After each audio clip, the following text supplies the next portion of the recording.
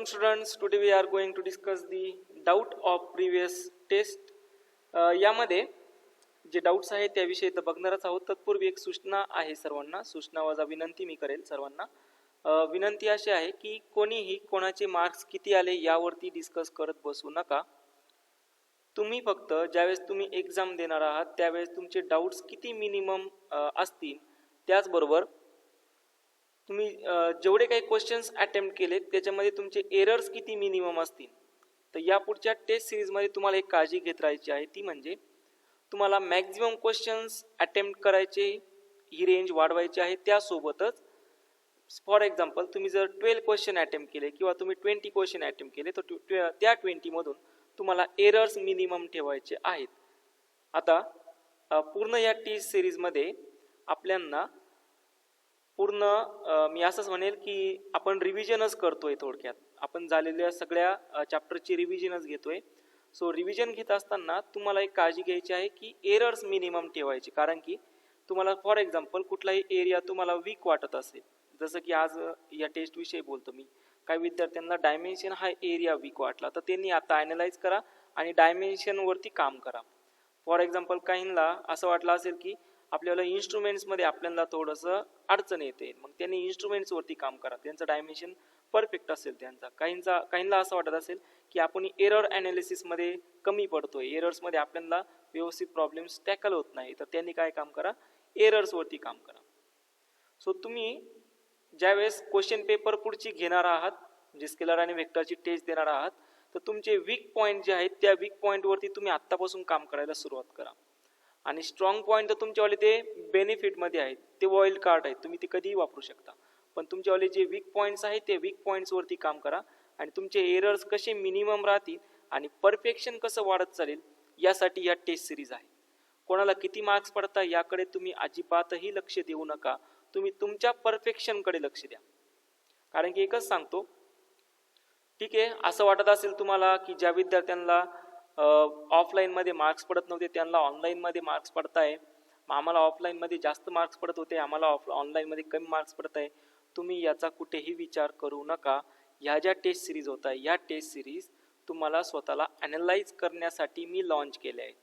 यामध्ये फक्त तुम्हाला स्वतःचं ॲनालायझेशन करायचं आहे, कुठल्या एरियामध्ये वीक आहोत त्या एरियावरती काम करायचं. त्यासोबतच जे रेग्युलर लेक्चर आहेत ते रेग्युलर लेक्चर बघून ते रेग्युलर लेक्चरमध्ये डाऊट सेंड करून तुम्हाला रेग्युलर अभ्यासही करायचा आहे. त्यासोबत प्रिव्हियस होणाऱ्या टेस्टमधील वीक एरियावरती काम करायचं आहे. यासाठी या टेस्ट सिरीज आहेत. या टेस्ट सिरीज कुठेही ॲनालाइज करण्यासाठी नाही की तुम्हाला किती मॅक्झिमम मार्क्स येतात, तुम्हाला किती मिनिमम मार्क्स येतात. या पूर्ण टेस्ट सिरीज तुमच्या वीक एरियावरती काम करण्यासाठी आहेत आणि तुमच्यामध्ये परफेक्शन आणण्यासाठी आहे. एक लक्षात ठेवा, ज्या वेळेस तुम्हाला फायनल एक्झाम टॅकल करायची आहेत, फायनल एक्झाममध्ये तुम्हाला मिनिमम फिजिक्ससाठी, मी फिजिक्ससाठी सांगतोय, फिजिक्ससाठी तुम्हाला मिनिमम अबोव 50 मार्क्स पाहिजे. ज्यावेळेस तुम्हाला अबोव 50 मार्क्स पडतील त्यावेळेसच तुम्ही ॲडव्हान्सला क्वालिफाय होऊ शकता. आणि अबोव 50 कधी येऊ शकता, तर ज्या वेळेस आपण आपल्या जेवढे काही क्वेश्चन सॉल्व करणार आहोत त्यामध्ये परफेक्शन येणार, त्यावेळेसच आपल्याला अबोव 50 मार्क्स येऊ शकता. मग ह्या टेस्ट सिरीजमधून तुम्हाला परफेक्शन आणण्यासाठीच आपण काम केलेलं आहे. होप सो सगळ्यांना मी जे सांगतोय ते तुम्हाला समजत असेल, बरोबर. जर तुम्हाला पटत असेल, तुम्हाला माझं म्हणणं व्यवस्थित वाटत असेल तर कमेंट बॉक्समध्ये सांगा की सर आम्ही कोणाचेही किती मार्क्स आले याच्यावर डिस्कस करणार नाही, आम्ही फक्त आमच्या परफेक्शनमध्ये ट्राय करणार, आमच्या परफेक्शन बेस्ट कसं येणार याविषयी आम्ही विचार करूया. सो फॉर एक्झाम्पल सिम्पल सांगतो की तुम्हाला जर यावेळेस या टेस्टमध्ये तुम्ही जर 15 क्वेश्चन अटेम्प्ट केले असतील, त्या 15मध्ये जर तुम्ही 2 किंवा 3 चुकलेले असाल तर it is a good score. आणि पुढच्या टेस्टमध्ये तुम्हाला मॅक्झिमम क्वेश्चन अटेम्प्ट करायचे आहेत आणि त्यामधून मिनिमम एरर्स ठेवायचे आहेत. तुम्ही सध्या फक्त परफेक्शनवरती काम करा, स्कोअर तुमचा ऑटोमॅटिक येत राहणार आहे. ओके, सो चला मग आता ही झाली तुम्हाला सूचना. आता मी जे डाऊट्स आहेत त्या डाऊट्स विषयी डिस्कस करतो. सो डाऊट जो विचारलेला होता, डाऊट्स होता प्रॉब्लेम नंबर 2 वरती. सो फर्स्ट प्रॉब्लेम नंबर 2चं डिस्कशन घेऊया. So here is a problem number 2. So problem number 2 बघू. Here is the problem number 2. Boltzmann constants दिलाय Boltzmann constant k has a dimension of. तुम्हाला विचारलंय Boltzmann constant चे dimensions किती असतील. Boltzmann कॉन्स्टंटचा formula काय असतो सगळ्यांना माहिती आहे. बोल्ट्झमन कॉन्स्टंट k नी दाखवतो. k इज इक्वल टू असतो एनर्जी डिवाइडेड बाय टेम्परेचर. बरोबर ना. हे असतं बोल्ट्झमन कॉन्स्टंटचे डायमेन्शन्स. आता एनर्जीचे डायमेन्शन तुम्ही इथं नोट डाऊन करून घेणार. m1 L2 T-2 आणि टेम्परेचर. टेम्परेचर काय असतं तर टेम्परेचर दाखवतो K1 ने. मग याचे डायमेन्शन काय होऊन जातं बघा. m1 L2 T-2 K-1 हे जे डायमेन्शन असतील हे डायमेन्शन असणार आहे बोल्ट्झमन कॉन्स्टंटचे. मग आता चेक करा ह्याचे डायमेन्शन कुठे आहे. m1 L2 T-2 आणि K-1. सो असा ऑप्शन आहे option B. It is your correct answer. Clear झालं सर्वांना. Okay very good. यानंतर पुढील जे डायमेन्शन होते ते पुढील डायमेन्शन आहे क्वेश्चन नंबर 3 मधील डायमेन्शन फॉर्म्युला स्टीफन कॉन्स्टंट साठीचे डायमेन्शन तुम्हाला विचारले. सो नेक्स्ट आहे बघा क्वेश्चन नंबर 3. हा डाऊटला होता. द डायमेन्शन फॉर्म्युला बऱ्याच विद्यार्थ्यांनी हा डाऊटला विचारलेला होता. ठीक आहे असो काय हरकत नाही. The dimension formula for Stefan constant sigma is. तुम्हाला विचारलं स्टीफन कॉन्स्टंट साठी डायमेन्शन किती असतील. सो स्टीफन कॉन्स्टंट दाखवलेला आहे इथं सिग्माने. सो इथं सिंपल येऊन जातो सिग्मा. स्टीफन कॉन्स्टंट असतो sigma is equal to energy divided by area multiply by time आणि multiply by temperature raise to power असते त्याच्यावाली 4. या ठिकाणी एनर्जीचे डायमेन्शन तुम्हाला माहिती सर्वांना टाकून द्या. m1 L2 T-2 एरियाचे डायमेन्शन सगळ्यांना माहिती आहे. m0 L2 T0 टाइमचे डायमेन्शन माहिती तुम्हाला m0 L0 T1 आणि टेम्परेचरचे डायमेन्शन माहिती सर्वांना. टेम्परेचर कशाने नोट डाऊन करतो k ने आणि k ची पॉवर 4 येऊन जाणार.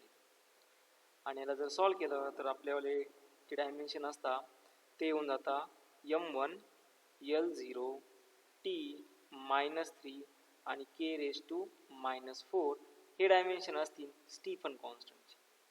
सो सिंपल तुम्ही स्टीफन कॉन्स्टंटचा एक फॉर्म्युला लक्षात ठेवा. Sigma is equal to energy divided by area multiply by time into temperature raise to 4. So असे जे डायमेन्शन असतील ते डायमेन्शन असणार आहे आपल्या स्टीफन कॉन्स्टंटचे. So we get the Stefan constant dimension m1 L0 T⁻³ K⁻⁻4.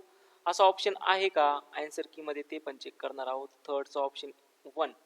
So third option 1 is correct. जर असेल हिअर इज.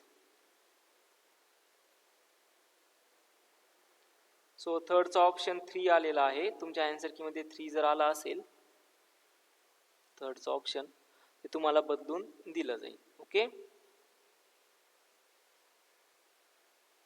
ठीक आहे. याचे मार्क्स तुम्हाला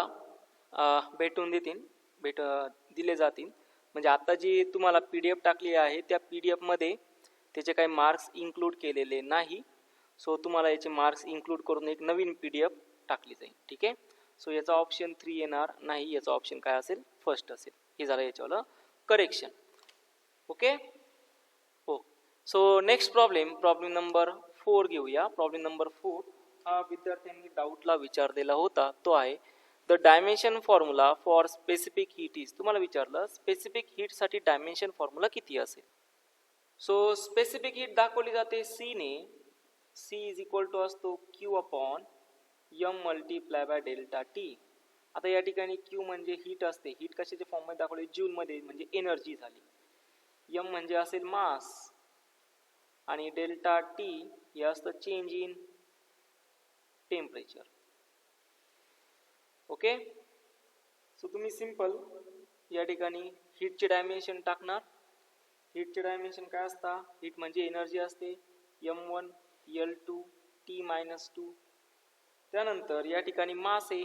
मासचे डायमेन्शन तुम्ही टाकणार m1 L0 T0 आणि टेम्परेचर कशाने दाखवलं जातं k ने. त्याची पॉवर असेल 1 आणि याला जर सॉल्व केलं तर ते किती येऊन जातं बघा m0 L2 T minus 2 K minus 1 हे असे डायमेन्शन असतील कशाचे, स्टीफन कॉन्स्टंटचे. मग असा ऑप्शन कुठे आहेत, so we get question number 4 option 3 is correct. मग क्वेश्चन नंबर 4 चे ऑप्शन 3 बरोबर आहे का तेही चेक करून घेऊया. So question number 4 option 3 is correct. चला याचे ऑप्शन बरोबर आहे. ओके, सो नेक्स्ट इज, आता पुढे घेऊया. पुढील प्रॉब्लेम विचारलेला होता सेल्फ इंडक्टन्सचे डायमेन्शन विचारले गेले. So question number 5 self inductance has dimensions of. बर, सेल्फ इंडक्टन्सचे डायमेन्शन कसे फाइंड करायचे ते पण समजून घेऊ. सेल्फ इंडक्टन्स दाखवला जातो ई ने. So E is equal to असतो, ई म्हणजे इंड्यूस ईएमएफ. ईला काय म्हणलं जातं, induce EMF. So induce EMF is equal to L multiply by D I upon काय असतो, डी टी असतो. यावरून एल इज इक्वल टू येऊन जातो E upon D I upon D T. आणि तुम्हाला माहिती आहे D I upon D T म्हणजे काय असतो, चार्ज असतो. आणि चार्जचे डायमेन्शन तुम्हाला माहिती आहे. ओके, सो इंड्यूस ईएमएफचे डायमेन्शन येऊन जाता, ते डायमेन्शन असता M1 L2 T minus 3 A minus 1. आणि या ठिकाणी चार्ज आहे, चार्जचे डायमेन्शन असतो करंट. करंट म्हणजे असणारे A1 आणि मल्टिप्लाय बाय टाइम असेल, करंट डिवाइडेड बाय टाइम, बरोबर ना. सो ते येऊन जाता -1. So we get L is equal to M1 L2 T minus 2 आणि A किती असणार आहे, -2. हे डायमेन्शन आले तुमच्यावाले कशाचे, इंडक्टन्सचे. मग चेक करा इंडक्टन्सचे dimension M1 L2 T minus 2 आणि A मायनस 2. सो 5 नंबरचा ऑप्शन आहे फर्स्ट. आता हे 5 नंबरचा ऑप्शन फर्स्ट आपल्याकडे आहे का ते सगळ्यात सुरुवातीला चेक करूया. सो 5th ऑप्शन फर्स्ट आहे. Okay, very good. आता यापुढील जो डाऊट होता तो डाऊट घेतोय मी. तो डाऊट आहे बघा, प्रॉब्लेम नंबर 8. तर पुढील डायमेन्शन विचारले गेले ते इम्पिडन्सची किती असते. So next is impedance. So here is dimension Z is the impedance has a dimension of. बघा तुम्हाला विचारलं काय, इम्पिडन्सचे डायमेन्शन किती असतात. मग इम्पिडन्सचा एक सिंपल फॉर्म्युला असतो. इलेक्ट्रॉनिकच्या विद्यार्थ्यांचं बऱ्या प्रकारे हे माहिती असेल तुम्हाला. जे इलेक्ट्रॉनिक्सला नाही त्यांचं काय, मग बघा इम्पिडन्सचा फॉर्म्युला काय असतो, इम्पिडन्स इज इक्वल टू तो असतो voltage divided by electric current.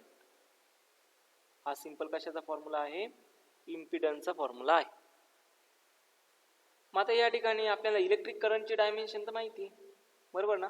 Electric करंटचे डायमेन्शन काय असतात, इलेक्ट्रिक करंट त्याचे डायमेन्शन असतात M0 L0 T0 आणि या ठिकाणी A म्हणलंय, बरोबर. ऑप्शन मध्ये A दिलेला आहे. So we take here is A. मी इथं काय घेतो, A घेतो. A रेज टू काय असेल 1 असेल. आता फाइंड करायचे आहे व्होल्टेजचे डायमेन्शन. व्होल्टेज काय असणार आहे, व्हेरी गुड. व्होल्टेज असतो electric field multiply by distance, बरोबर. यालाच आपण म्हणतो इलेक्ट्रिक फील्ड. इलेक्ट्रिक फील्ड असते force divided by charge multiply by काय असणार आहे, डिस्टन्स. आता फोर्सचे डायमेन्शन, फोर्सचे डायमेन्शन हे सगळ्यांना माहिती आहे. फोर्सचे डायमेन्शन काय असतात, M1 L1 T मायनस 2. चार्जचे डायमेन्शन, चार्जचे डायमेन्शन काय असतात, M0 L0 T raise to 1 I raise to 1 आणि डिस्टन्स मीटरमध्ये असेल ते असणार आहे M0 L1 T0. सो यावरून आपणास व्होल्टेजचे डायमेन्शन भेटता आणि ते व्होल्टेजचे डायमेन्शन येऊन जाता M1, बरोबर.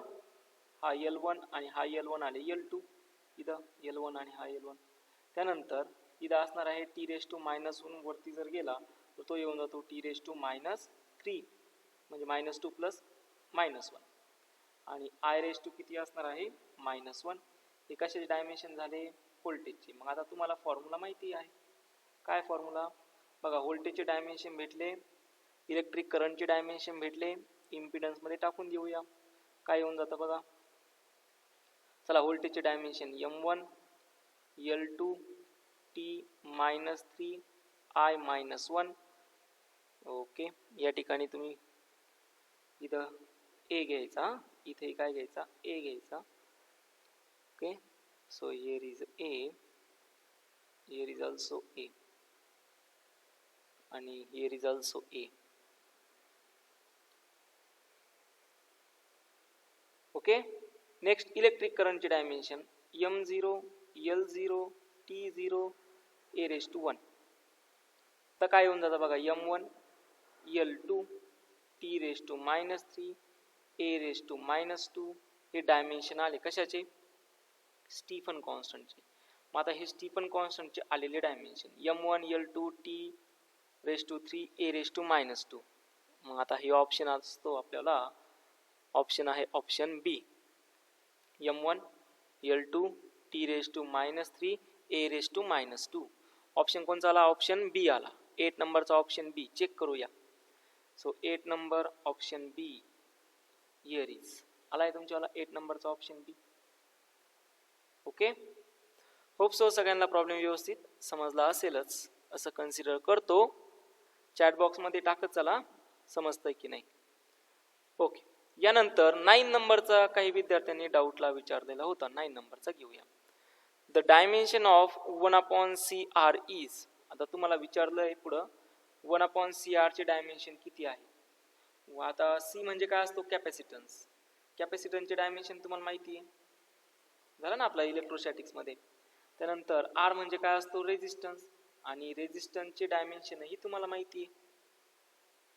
माझा कॅपॅसिटन्सचे डायमेन्शन तुम्हाला माहिती आहे सर्वांना. कॅपॅसिटन्सचे डायमेन्शन किती असतात, कॅपॅसिटन्सचा सिंपल फॉर्म्युला असतो charge divided by potential difference. आणि चार्जचे डायमेन्शन माहिती तुम्हाला, ते किती असतात, m0, L0, T⁻1, a⁻1 आत्ताच घेतले. पोटेन्शियल डिफरन्सचे डायमेन्शन येऊन जाता m1, L2, T⁻3, a⁻1. बरोबर. मग यावरून तुम्हाला कॅपॅसिटन्सचे डायमेन्शन भेटता m-1, L-2, T⁻2 इथं किती असतील, 4, आणि a⁻2 किती असतील, 2 असतील. हे झाले कशाचे, कॅपॅसिटन्सचे डायमेन्शन. आता पुढे कशाचे फाईंड करायचे, रेजिस्टन्सचे डायमेन्शन. मग रेजिस्टन्सचे डायमेन्शन काय असतं, रेजिस्टन्स असतो पोटेन्शियल डिफरन्स म्हणजे व्होल्टेज डिवायडेड बाय करंट. त्यालाच आपण म्हणतो पोटेन्शियल डिफरन्स डिवायडेड बाय काय असतो, करंट असतो. आता पोटेन्शियल डिफरन्स किती आहे, potential डिफरन्सचे dimension m1, L2, T⁻−3, a⁻−1. करंटचे डायमेन्शन आत्ताच घेतले. करंट कशामध्ये असतो, एम्पियर मध्ये, a⁻1. आता हे जे येऊन जातं m⁻1, L⁻2, T⁻−3 आणि a⁻2 किती असेल, -2. बरोबर. सो नेक्स्ट आहे तुम्हाला 1/CR विचारलं, 1/C multiply by R. So we get 1/, कॅपॅसिटन्सचे डायमेन्शन इथे टाकणार तुम्ही, काय आले, m1 -1, L-2, T⁻4, a⁻2 आणि पुढं r तो काय असणार आहे, m1, L2, T⁻3, a⁻2. बरोबर आहे. आणि याला सॉल्व करा. याला सॉल्व केल्यानंतर तुम्हाला त्याच्यावाले डायमेन्शन्स भेटतील. मग ते डायमेन्शन किती येतात, ते असता 1/, इथं असेल -1 + 1, m0, -2 + 2, 0, 4, -3, 1 आणि a⁻0. आता हे इनवर्स मध्ये वरती आल्यावर काय होऊन जातं, m0, L0, T⁻−1, a⁻0. हे डायमेन्शन आले 1/CR चे. 1/CR चे dimension m0, L0, T⁻1 check करा, m0, L0, T⁻1, a⁻0. So we get your option C, m0, L0, T⁻−1. Question 9 चा ऑप्शन सी जर आला तर तुमच्याला तो करेक्ट असेल. So here is the option C is correct answer. Okay, hope so सगळ्यांना व्यवस्थित समजला असेल. आता यानंतर क्वेश्चन नंबर 12 डाऊटला विचारलेला होता, 12 नंबर. ओके, सो मॅक्झिमम विद्यार्थ्यांनी 12 नंबर विचारला होता. तर काही विद्यार्थ्यांनी हाही क्वेश्चन डाऊटला विचारला आहे. तर बघा सी कॉन्स्टंट आहे, तुम्हाला एक्सची डायमेन्शन फाईंड करायचे. So F is equal to X upon काय असतो, डेन्सिटी असते. मग एक्स फाईंड करायचा, X is equal to force multiply by density करा, तुम्हाला काय भेटतील, एक्सचे डायमेन्शन भेटतील. ती सॉल्व्ह करून मला सांगा. जमेल सर्वांना? Okay, very good. चला आता क्वेश्चन नंबर 12 बऱ्याच विद्यार्थ्यांनी विचारलेला डाऊट होता, तो पहिल्यांदा समजून घेऊया. So here is a question number 12. बऱ्याच विद्यार्थ्यांना इन्स्ट्रुमेंटमध्ये अडचण आहे. तर त्यांना एक सांगणं आहे माझ्यावाला की तुम्ही इन्स्ट्रुमेंटमध्ये तुम्हाला अडचण येत असेल, टेन्शन घ्यायची गरज नाही. ज्यावेळेस कॉलेज सुरू होणार आहे त्यावेळेस हे सर्वच्या सर्व instrument, micrometer, screw gauge, vernier caliper, spherometer, हे सगळे इन्स्ट्रुमेंट तुमचे प्रॅक्टिकलमध्ये परत रिपीट होणार आहे. ज्यावेळेस मी तुमचे प्रॅक्टिकल घेणार त्यावेळेस या इन्स्ट्रुमेंटवरती मी परत तुम्हाला सेपरेट इन्स्ट्रुमेंटवरती, प्युअरली इन्स्ट्रुमेंटवरती एक एक्सरसाइज देणार आहे. आणि ती एक्सरसाइज साधारण 100 क्वेश्चनची असेल किंवा मे बी 100पेक्षा जास्त क्वेश्चनची असेल. त्यावेळेस ती तुम्हाला सॉल्व्ह करता आली पाहिजे. ॲक्च्युअल त्याचं परत प्रॅक्टिकल होईल, त्या प्रॅक्टिकलनुसार तुम्हाला तो सॉल्व्ह करता येईल.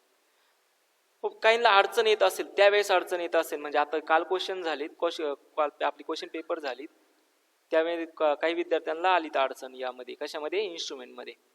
सो त्यांच्याला आत्ता सध्या तरी त्याच्या टेन्शन घेऊ नका. सध्या फक्त तुम्ही स्केलर वेक्टरवरती आता फोकस करा. त्यामध्ये कुठलाही एरिया सध्या प्रॅक्टिकलमध्ये आपण रिपीट करू शकत नाही. जसं की मेजरमेंटमधील हा एरिया आपण रिपीट करू शकतो.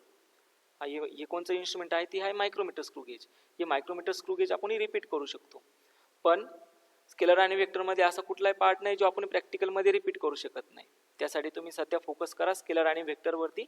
त्यासोबतच आपले रेग्युलर लेक्चरचा होमवर्क तुम्हाला माहिती आहे, एक्सरसाइज 2 तुम्हाला काय करायचं आहे, सॉल्व्ह करायचं आहे. माहिती आहे सर्वांना?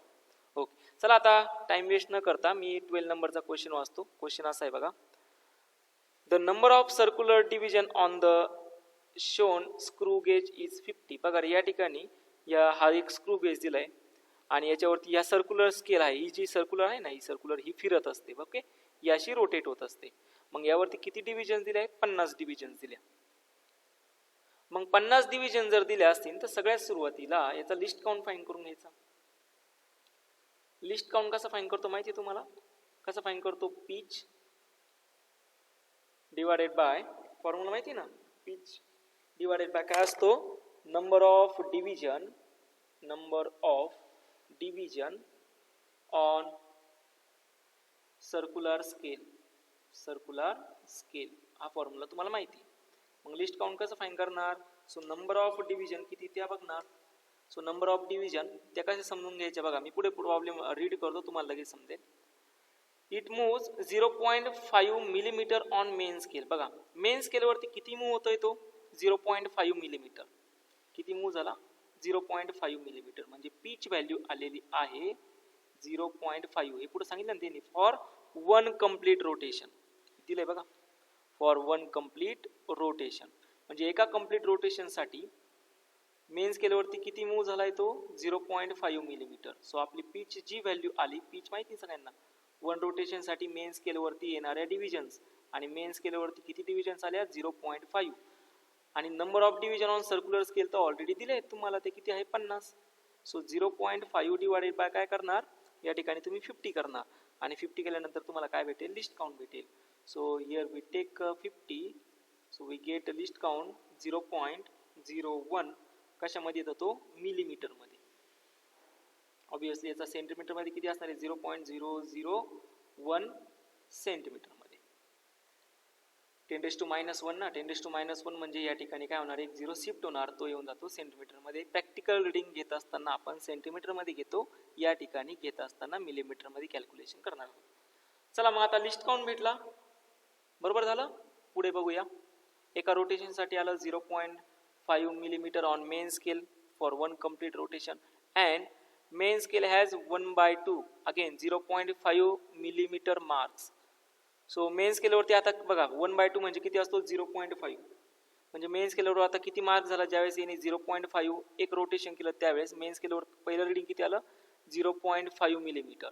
आणि तुम्हाला विचारलं डायमीटर ऑफ द बॉल किती असेल. आता डायमीटर ऑफ द बॉल तुम्हाला विचारलंय, आणि यामध्ये ही डायग्राम दिली आहे. ह्या दोन डायग्राम दिली. ही फर्स्ट डायग्राम काय सांगते ते पहिल्यांदा समजून घेऊया. First diagram.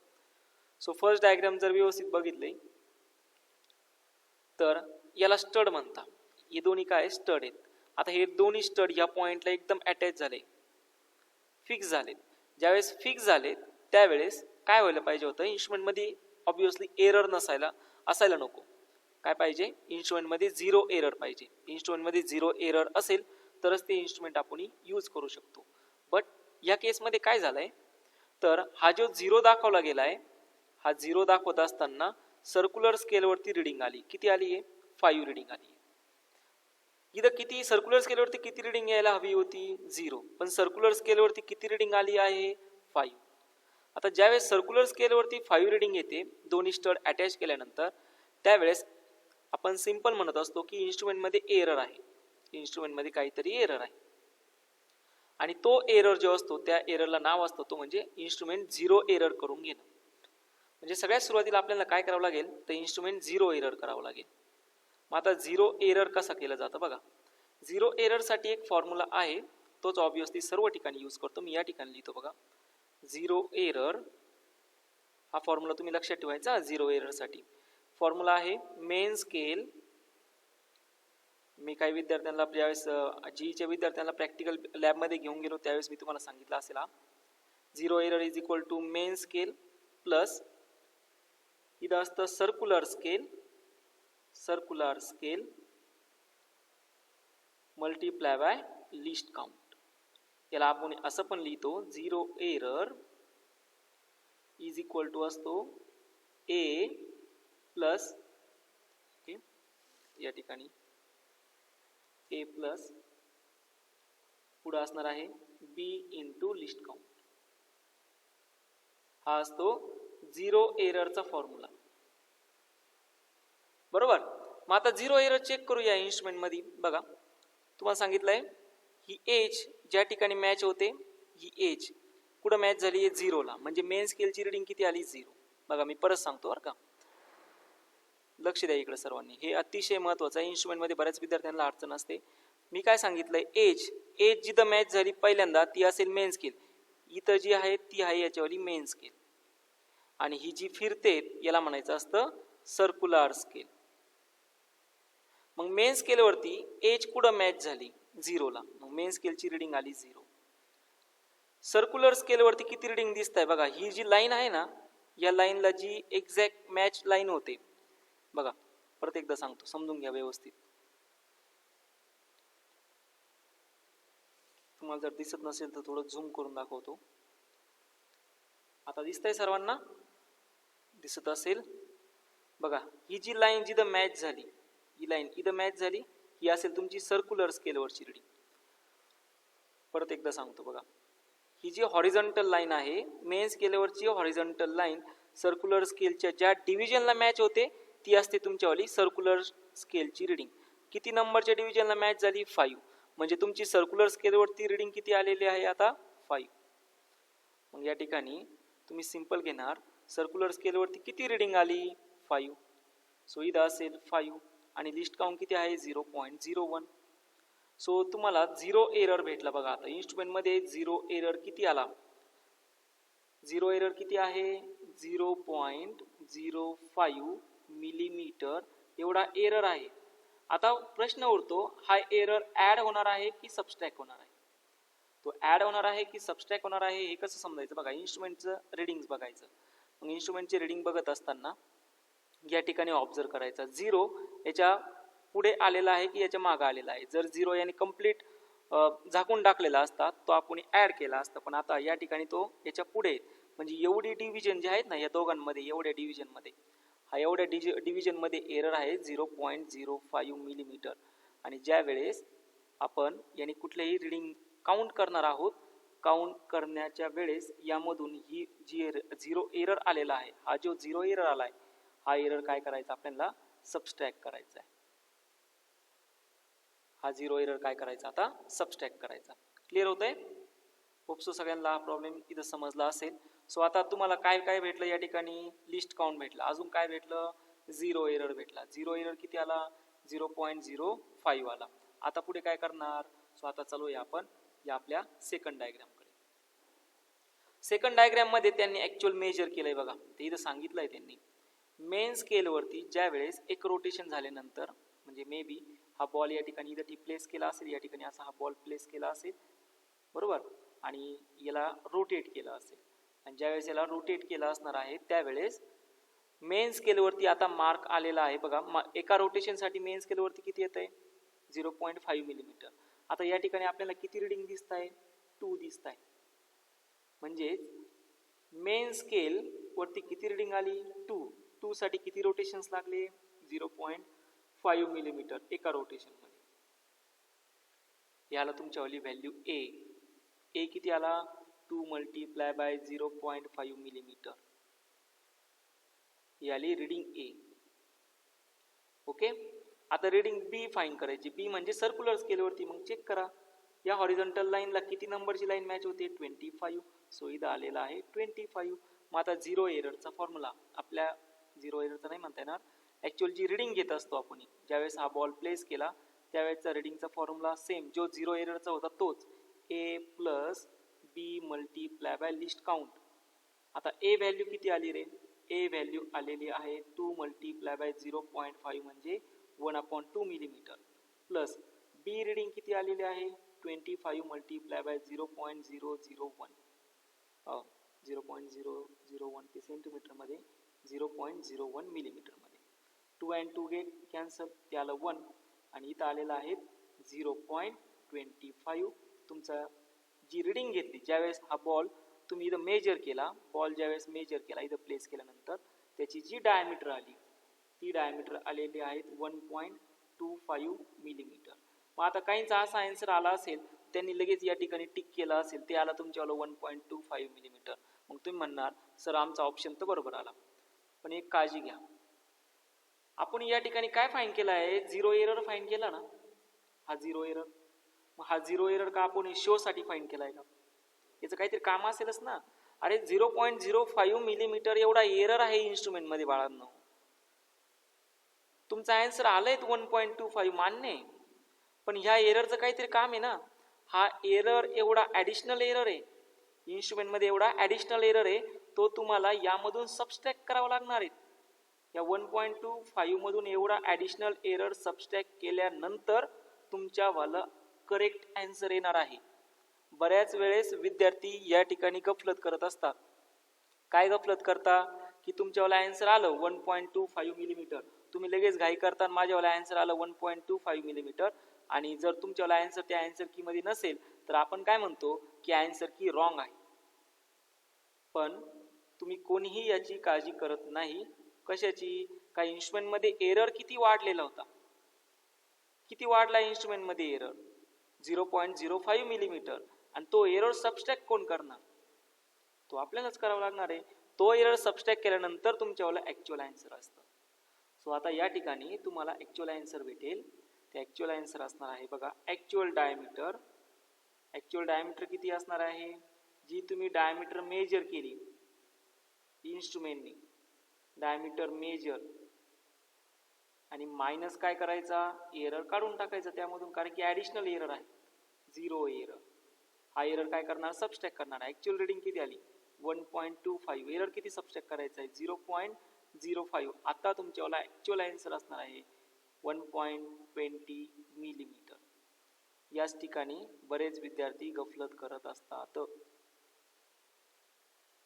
क्लिअर झालं सर्वांना? होप सो सगळ्यांना हा प्रॉब्लेम व्यवस्थित समजला असेलच. या प्रॉब्लेमच्या 3 स्टेप्स आहेत, त्या 3 स्टेप्सही कोणत्या ते सांगतो बघा. या प्रॉब्लेमच्या 3 स्टेप्स.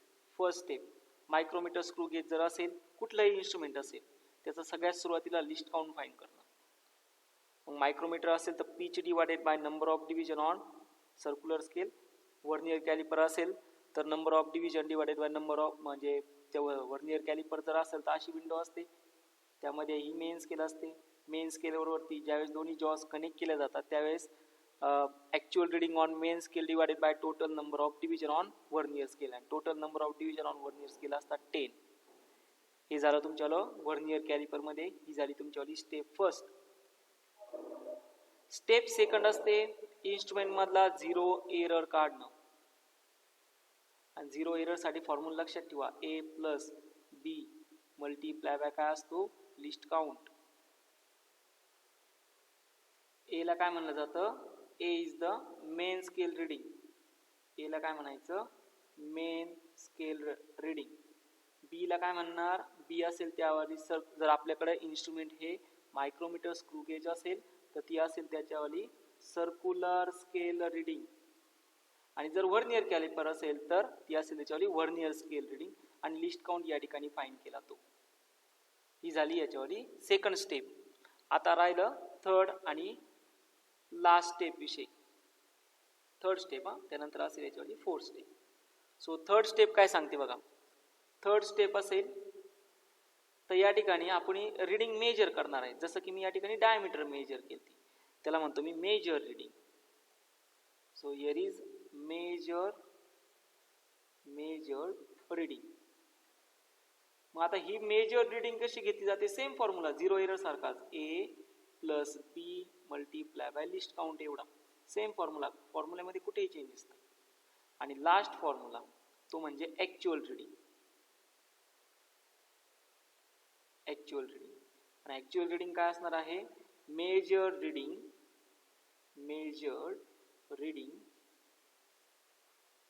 Plus or minus. आता प्लस म्हणजे तो प्लस तुमचा इन्स्ट्रुमेंट ठरवणार, झिरो पासून जर तो लेफ्ट हँडला शिफ्ट होत असेल तर तेवढा एरर त्यामधून सबस्ट्रॅक्ट करायचा. झिरो पासून जर राईट हँडला असेल तर त्यामध्ये काय करायचा असतो, ऍड करायचा असतो. So major reading plus or minus इथं असणार आहे झिरो एरर. या 4 स्टेप तुम्हाला फॉलो करावं लागणार आहे. या 4 स्टेप नंतरच तुमच्यावाला आन्सर येत चालेल. ओके, सर्वांना हा प्रॉब्लेम व्यवस्थित समजला असेल. सो याचा आन्सर येऊन जातं option C is your correct answer. Option C किती आहे, 1.20 मिलीमीटर. सो 12 नंबरचा ऑप्शन सी येतं का ते एकदा चेक करूया. सो 12 नंबरचा ऑप्शन सी आहे का, हे बघा आहे. पॉईंट क्लिअर झाला सर्वांना. होपसो सगळ्यांना प्रॉब्लेम हा व्यवस्थित समजला असेलच असं कन्सिडर करतो. आणि क्वेश्चन नंबर 13 मध्ये याला तुम्हाला ॲडिशनल मार्क्स भेटून जाणार आहे, कारण की याचा ऑप्शन असतो 1.4%. 1.4% त्याचे मार्क्स तुम्हाला भेटून जातील, कारण की तो ऑप्शनमध्ये नाही आहे. ओके, आता तो काही विद्यार्थ्यांनी डाऊटला विचारला आहे, मी घेतोय. सॉल्व कसा करायचा ते पण सांगतो. सगळ्यात अगोदर प्रॉब्लेम काय ते बघूया. If a tuning fork of frequency F0 340 hertz tolerance, आणि या ठिकाणी टॉलरन्स आहे plus or minus 1% is use to resonance column method. Formula दिला आहे V is equal to 2F0 L2 minus L1. The first and the second resonance are measured at L1 is equal to 24 centimeter and L2 is equal to 74 centimeter. आणि तुम्हाला विचारलं maximum permissible error in the sound speed of sound is. तुम्हाला विचारलं काय, maximum permissible error speed of sound मध्ये किती असेल.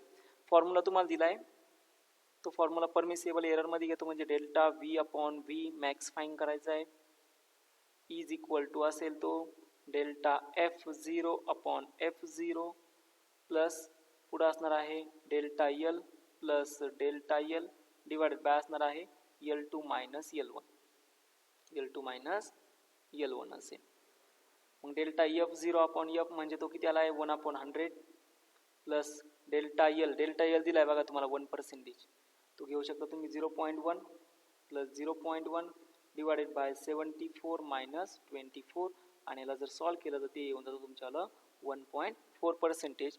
1.4% इथं नाही आहे, या ठिकाणी कुठं नाही आहे. So you get the marks for this. Okay, so अशा पद्धतीने हे आपल्यावाले 13 पर्यंतचे प्रॉब्लेम सॉल्व झाले. आता प्रॉब्लेम नंबर जो पुढील डाऊटला आहे तो आहे problem number 15. Problem is two masses Ma and Mb, mass of A is less than mass of B, are weighed using same weighing machine. Absolute error and relative error in the two measurements are assumed. Only systematic error are involved. आता option मध्ये तुम्हाला एक त्याने सोपं काम करून दिलंय की absolute error same for both, relative error same for both, हे दोन ऑप्शन मध्ये सांगितलं. थर्ड आणि फोर्थ ऑप्शन मध्ये relative error same for both आणि relative error same for both असं सांगितलं. सो 1 बाय 1 चेक करूया. सो पहिली कंडिशन आहे mass of A is less than mass of B. Okay. आता फ्रॅक्शनल ऑफ एरर जर फाईंड करायचं ठरलं, फ्रॅक्शनल ऑफ एरर, मग फ्रॅक्शनल ऑफ एरर कसं फाईंड करणार? तो सिंपल असेल ते बघा, delta M divided by M. आणि याला जर आपण घेतलं delta M A is equal to काय असणार आहे? Delta M B. आता याला एररच्या फॉर्ममध्ये लिहितो. So delta M A divided by काय असणार आहे? एम ए.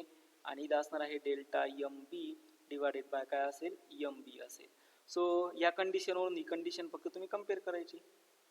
मग ही जर कम्पेअर केली तर या ठिकाणी आपल्याला असं समजतं की जो ॲब्सोल्यूट एरर आहे म्हणजे delta M A is equal to delta M B, याचा अर्थ काय? Absolute error are same. Absolute error काय असेल? सेमच असेल. मग चेंजेस कशामध्ये झाले? तर रिलेटिव्ह एररमध्ये. मग रिलेटिव्ह एरर मॅक्झिमम कुठं असणार आहे? ऑब्विसली हा जर डिनॉमिनेटरला गेला, एम ए जर डिनॉमिनेटरला गेला एम बी पेक्षा, तर या ठिकाणी एम बी मोठा आहे. मग एम ए डिनॉमिनेटरला गेला तर तो मोठा होऊन जाणार आणि एम बी काय होऊन जाणार? छोटा होऊन जाणार. So you get the your answer. Answer काय असतं? Relative error greater for M A and lesser for M B. So you get option A is your correct answer. Okay. Hope so सगळ्यांना हा प्रॉब्लेम व्यवस्थित समजला असेलच. आता यापुढील जो प्रॉब्लेम होता, प्रॉब्लेम नंबर 18 डाऊटला होता, तो 18 नंबरचा घेतोय बघा. हा काही विद्यार्थ्यांनी विचारलाय की प्रॉब्लेम नंबर 17, काहींनी 17 विचारला, काहींनी 18 विचारला, तो पण घेतो. The density of cube is measure by measuring its mass and length of site. If the maximum error in their measurement is 3% and 2% respectively, the maximum error in the measurement of density is. तुम्हाला विचारलं डेन्सिटीच्या मेजरमेंटमध्ये error किती असेल. So इथं या ठिकाणी दिलंय बघा डेन्सिटीचा formula काय असतो माहिती सर्वांना? डेन्सिटी इक्वल्स असतो मास अपॉन व्हॉल्यूम. बरोबर. व्हॉल्यूम कशामध्ये असतं? मीटर क्यूबमध्ये. म्हणजे delta rho upon rho is equal to delta M upon M plus इथं असतो व्हॉल्यूमचा मीटर क्यूब असतो, म्हणजेच तो येऊन जातो 3 मल्टिप्लाय बाय लेंथ आहे. लेंथ कशामध्ये दिली? 2% मध्ये, म्हणजे एल क्यूब असेल ना. एम म्हणजे काय असतो? मास. आणि इथं डिवायडेड बाय काय असणार आहे? Length cube. म्हणजे हा येऊन जाणार आहे 3 multiply by delta L upon काय असेल? एल असेल. डेल्टा एम अपॉन एम दिला आहे 3% plus 3 multiply by delta L upon L दिला आहे 2%. हे किती आलं? 6 प्लस 3 किती आलं? 9%. So you get the answer option C is correct. किती आलं? 9%. होप सो सगळ्यांना प्रॉब्लेम व्यवस्थित समजला असेल. आता पुढील प्रॉब्लेम घेऊया. Problem number 18. A body weights 22.42 gram and has a volume 4.7 cubic centimeter. The possible error in the measurement of mass is 0.01 and the volume is 0.1 respectively. The maximum error in density तुम्हाला विचारलं. जसा वरील problem solve केला तसाच हाही solve करायचा आहे. फक्त या ठिकाणी तुम्हाला लेंथ न देता डायरेक्ट तुम्हाला व्हॉल्यूम दिलेला आहे. मग कसं सोडवणार? चला समजून घेऊया. सो या ठिकाणी लेंथ नसेल, आता काय असणार आहे? डायरेक्ट व्हॉल्यूम असणार आहे. सो व्हॉल्यूम असेल म्हणजेच या ठिकाणी येऊन जाणार डेल्टा व्ही अपॉन काय असणार आहे? व्ही. आता तुम्हाला डेल्टा एम दिला आहे 0.01, डेल्टा व्ही ही दिलेला आहे 0.1, मास दिलेला आहे 22.42 आणि व्हॉल्यूम दिलेला आहे 4.7. मग या सर्व व्हॅल्यू फक्त यामध्ये सबस्टिट्यूट करा आणि यामध्ये सबस्टिट्यूट केल्यानंतर तुमचा आन्सर येऊन जातं 2%. Delta rho upon rho. येतं का सर्वांनी? चेक करा. So you get the answer 2 point something असेल. So nearly we take 2%. Okay. So यानंतर 90-20 हा डाऊटला नव्हता, डायरेक्ट 21 नंबर डाऊटला होता. सो चला 21 नंबर घेऊया. An air bubble inside water oscillates due to some explosion with period t. If t is directly proportional to p raised to a, d raised to b, e raised to c, then determine the values of a, b and c. Here p, d, e are the static pressure, density and total energy of the explosion of water respectively. तर तुम्हाला विचारलं a, b आणि c च्या value किती असेल. So या ठिकाणी काय काय दिलं ते बघूया. पी ला काय म्हणलं रे? Static pressure. So P is equal to काय आहे? Static pressure. तुम्हाला माहिती आहे ना, आत्ताच झालं फ्लुइड मेकॅनिक्समध्ये. स्टॅटिक प्रेशर म्हणजे फोर्स पर युनिट एरिया, बरोबर. आता फोर्स म्हणजे डायमेन्शन घेऊया. मग फोर्सची डायमेन्शन काय असणार आहे बघा, m1. त्याच्यानंतर मास मल्टिप्लाय बाय ॲक्सिलरेशन असतो, म्हणजेच त्याचे डायमेन्शन येऊन जातं आपल्याकडं L1 आणि काय असणार आहे T-2. हे कशात झाले, फोर्सचे डायमेन्शन. आता एरियाचे डायमेन्शन. एरियाचे डायमेन्शन काय असतात माहिती सर्वांना, m0 L2 T0. सो या ठिकाणी तुम्हाला हा जो P घेतलाय ना, हे P चे डायमेन्शन भेटले. काय आले, m1 बरोबर का, L-1 आणि T-2. Record this is equation first. चालेल, अरे चालेल की नाही, नक्की कन्फर्म. ओके, चला आता पुढे चलूया. सो पुढे डायमेन्शन असतील डेन्सिटीचे डायमेन्शन. आता डेन्सिटीचे डायमेन्शन किती असणार, त्याला म्हणतो आपण rho. Rho is equal to असणार आहे density. Density is equal to असते मास अपॉन व्हॉल्यूम. मास म्हणजे असणार आहे m1 L0 T0. व्हॉल्यूमचे डायमेन्शन येतात m0 L3 T0. So you get the density dimension m1 L-3 T0. भेटले डेन्सिटीचे डायमेन्शन. इक्वेशन आलं second. आणि लास्टला आहे एनर्जी डायमेन्शन. आता एनर्जीचे डायमेन्शन काय असतात बघा. एनर्जी डायमेन्शन माहिती सर्वांना, m1 L2 T-2. भेटले. एनर्जी कशाने दाखवलं त्यांनी, ई ने. आता हे सगळं भेटल्यानंतर त्यांनी एक रिलेशन दिलंय. काय ते relation, T is directly proportional to the P raised to A, D raised to P and E raised to C. मी यालाच असं नोट डाऊन करू शकतो. T म्हणजे periodic time is equal to काहीतरी कॉन्स्टंट घेतो, proportionality constant K, P raised to A, D raised to P आणि E raised to काय असेल, C असेल. चला मग डायमेन्शन टाकून देऊया. पिरियोडिक टाइमचे डायमेन्शन म्हणजे m0 L0 T1. K is a dimensionless. P चे डायमेन्शन वरती आले equation 1, m1 L-1 T-2 raise to काय असेल A. त्यानंतर डेन्सिटीचे डायमेन्शन म्हणजे D. या ठिकाणी D म्हणलंय हा त्यांनी, इथं D म्हणलंय. आता D चे डायमेन्शन म्हणजे equation 2 m1 L-3 T0 raise to काय असेल B. आणि त्यानंतर एनर्जी आहे. आता एनर्जीचं म्हणजे ऑप्शन नंबर इक्वेशन नंबर 3 ते येऊन जाता m1 L2 T-2 raise to power किती असेल, C असेल. दिसते ना इक्वेशन बघ. चला आता फक्त काय करणार, व्हॅल्यू सबस्टिट्यूट करून देऊया. काय तर बघू. सो इथं असेल बघा m0 L0 T1 K m raised to A L raised to minus A T raised to minus 2A. हे पॉवरने फक्त मध्ये मल्टिप्लाय करतोय. m raised to B L raised to minus 3B T raised to 0. इथं असणार आहे m raised to C L raised to 2C T raised to minus 2C. चला आता पुढे काय असेल बघा, पुढे व्यवस्थित लक्ष द्या.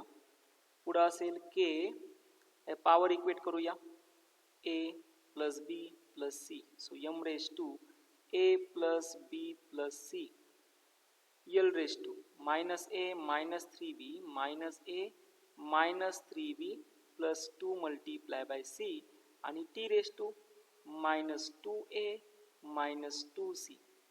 आणि इथं काय असणार आहे m0 L0 T raised to 1. आणि याच्या पुढची प्रोसेस तुम्हाला माहिती काय करत असतो, दोन्ही साईडच्या लेफ्ट हँड साईड आणि राईट हँड साईडच्या m-L-T च्या जेवढ्या पॉवर आहेत त्या फक्त आपण इक्वेट करतो. सो इथं असेल A plus B plus C is equal to 0. This is equation 4. पुढं असेल minus A minus 3B plus 2C is equal to 0. This is equation 5. आणि लास्टचं इक्वेशन असेल मायनस 2A मायनस 2C आणि T ची पॉवर किती आहे रे 1 इज इक्वल टू किती असणार आहे 1. Equation number 6. आणि हे तुम्हाला सायमल्टेनियस इक्वेशन सॉल्व्ह करता येतात. ज्यावेळेस तुम्ही हे सायमल्टेनियस इक्वेशन सॉल्व्ह करणार त्यावेळेस तुमच्याला ऑप्शन येऊन जाणार A ची पॉवर असेल -5/6, b ची पॉवर असेल 1/2, c ची पॉवर असणार आहे 1/3. आता एवढं तर येतं ना तुम्हाला, कन्फर्म. Okay, very good. चला आता या पुढील प्रॉब्लेम होता 22 नंबर. 22 नंबरमध्ये एक करेक्शन होतं, त्याचे मार्क्स तुम्हाला भेटून जातील, काळजी करायची गरज नाही. So 22 number, the MKS unit of quantity पाय इटा r⁴ डिवायडेड बाय 2l. याचं तुम्हाला MKS युनिट फाईंड करायचं. सगळ्यात सुरुवातीला आपण 1 by 1 युनिट फाईंड करूया. पाय कशामध्ये असतो? रेडियनमध्ये. इटा कशामध्ये असणार आहे? न्यूटन. माहिती आहे ना, आता घेतलं ना coefficient of viscosity, newton second into metre. तो आपण घेतो ना, मीटर रेस टू किती असतो? तो -2 असतो. आर म्हणजे रेडियस झाली, रेडियस कशामध्ये असणार आहे? मीटर. आणि लेंथ एल म्हणजे काय असते? लेंथ. लेंथ सुद्धा कशामध्ये असणार आहे? मीटरमध्ये. मग या सर्व व्हॅल्यू फक्त इक्वेशन मध्ये टाकून देऊया. इथं असेल radian into newton into second metre raise to -2. त्यानंतर रेडियस म्हणजे कशामध्ये? मीटरमध्ये. Metre raise to 4 divided by 2 तर कॉन्स्टंट आहे. लेंथ मीटरमध्ये. सो इथं मीटर रेस टू 1 आहे, हा 1 आणि इथला 1 गेला म्हणजे किती राहिला? 3.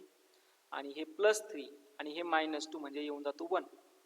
म्हणजे तुमचा आन्सर असणार आहे न्यूटन सेकंड मीटर इंटू काय असेल? रेडियन, जे की इथं आलेलं नाही.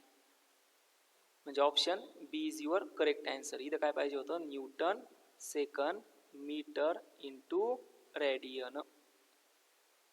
दिस इज युअर आन्सर. सो 22चा ऑप्शन बी यायला हवा, तो इथं आलेला नाहीये. सो तुम्हाला याचाही आन्सर भेटून जाईल, याचे मार्क्स तुम्हाला भेटून जातील. सो यू गेट द 22ला 1 मार्क्स, त्याच्यानंतर ऑप्शन 3ला 1 मार्क्स, आणि 30मध्ये म्हणजे तुम्हाला हे 4 मार्क्स, इथले 4 मार्क्स आणि इथले 4 मार्क्स, असे हे 12 मार्क्स तुम्हाला भेटून जातील. ठीक आहे, ओके. त्यानंतर या पुढील जो प्रॉब्लेम होता तो विद्यार्थ्यांनी विचारलेला होता 23 नंबर. 23 नंबर डाऊटला होता, काही विद्यार्थ्यांनी विचारला, which of the following. Problem असा होता बघा, which of the following is not the unit of time. So simple आहे, leap year is the unit of time, lunar month, solar day is also unit of time, but parallactic second is not the unit of time, it is the unit of length. Okay, hope so सगळ्यांना हा problem व्यवस्थित समजला असेल. त्यानंतर एक last नंबरचा problem 25 नंबरचा बऱ्याच विद्यार्थ्यांनी विचारला आहे. ॲक्च्युली सिंपल होता. ABC हा कॉन्स्टंट आहे आणि तुम्हाला विचारलं डायमेन्शन ऑफ ABC. एकदम सिंपल होतं बघा. इथं A मल्टिप्लाय बाय टी काय करायचं ते सांगतो. ज्यावेळेस या पूर्ण व्हॅल्यूज असतात तुम्हाला फक्त डायमेन्शन याच्या ब्रॅकेटमधले डायमेन्शन घ्यायचे असतात. म्हणजे काय करायचं, A multiply by T is equal to constant म्हणायचं. सिंपल प्रोसेस सांगतो मी. B multiply by x is equal to constant म्हणायचं आणि C इज इक्वल टू काय म्हणायचं? कॉन्स्टंट म्हणायचं. मग तुम्हाला विचारलं काय? ABCचे डायमेन्शन ना, मग A इज इक्वल टू काय असणार आहे? Constant upon time. मग आता इथं टाइम आहे ना, हा दिस इज द टाइम. टाइमचे डायमेन्शन काय आले? मग वरती गेला तर म्हणजे काय आला? t⁻⁻1. बरोबर आहे. चला इथं काय आहे? B चे डायमेन्शन. x कशामध्ये असणार आहे? मीटरमध्ये. मग x मीटरमध्ये म्हणजे लेंथ आहे, आणि तो जर वरती आला तर काय असणार आहे? l⁻⁻1. आणि C कॉन्स्टंट आहे म्हणजे m0 l0 t0. एकदम साधी आणि सोपी शॉर्टकट प्रोसेस आहे. फक्त तुम्हाला काय करायचं, ब्रॅकेट मधले ज्या व्हॅल्यू असतील त्याला एक कॉन्स्टंट म्हणत चालायचं आणि आन्सर तुम्हाला भेटत चालतं. So you gate t⁻⁻1 l⁻⁻1 m0 l0 t0. असा कुठला ऑप्शन असेल तो ऑप्शन बी, t⁻⁻1 l⁻⁻1 m0 l0 t0. 25 होता ना, 20. ओके, 25चा ऑप्शन काय आला? B. So you get the 25 option B. म्हणजेच थोडक्यात या ठिकाणी आपलं पूर्ण डिस्कशन झालंय. 3 नंबरच्या क्वेश्चनचे मार्क्स तुम्हाला द्यायचे, 13 नंबरच्या क्वेश्चनचे मार्क्स तुम्हाला द्यायचे आणि 22 नंबरच्या क्वेश्चनचे मार्क्स तुम्हाला द्यायचे. तर हे मार्क्स तुम्ही ॲडिशनल कन्सिडर करत चला. म्हणजे जर काही विद्यार्थ्यांना मार्क्स आले असतील, सो तुम्हाला हे पण सांगतो बघा, ही तुमची मार्क लिस्ट आहे. आता ह्या प्रत्येक मार्क लिस्टमध्ये ही तुमची मार्क लिस्ट. ओके, आता इथं प्रत्येक ठिकाणी मी +12 ॲड करून देतो. हे प्रत्येकाला +12 मार्क्स भेटून जातील. ओके, सो ही झाली तुमच्यावाले ॲडिशनल +12 मार्क्स. तर असे हे सर्वांना ॲडिशनल 12 मार्क्स भेटून गेलेले आहेत. म्हणजेच जर पहिला असेल 82चा आणि त्याला ॲडिशनल जर 12 झाले तर हे झाले त्याच्यावाले 94 मार्क्स. सो आपला जो हाईस्ट आहे तो आहे 94चा. प्रत्येकामध्ये 12 मार्क्स ॲड करून घ्या.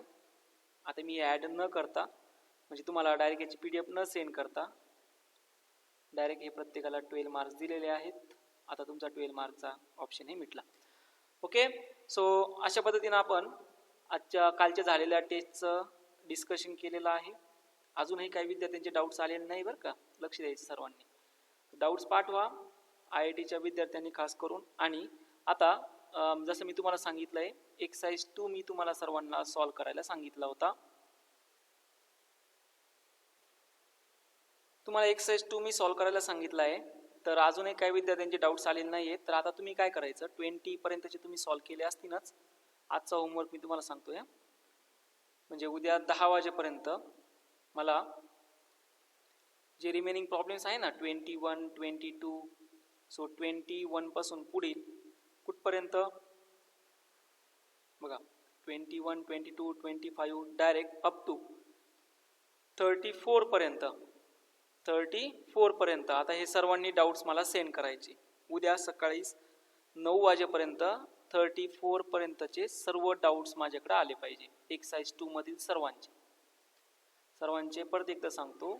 20 ज्यांनी एक्सरसाइज 2 कोणी सॉल्व केली नसेल तर त्या सर्वांना कंप्लीट एक्सरसाइज 2, ज्यांनी सॉल्व केली नाही त्यांनी, आणि ज्यांनी सॉल्व केली आहे त्यांनी 20 पासूनचे पुढचे कुठपर्यंत 34 पर्यंतचे सगळे डाऊट्स मला उद्या 9 वाजेपर्यंत आले पाहिजे. ओके, होप सो सगळ्यांना व्यवस्थित लेक्चर समजला असेल तर लाईक आणि शेअर करायला विसरू नका. थँक्यू.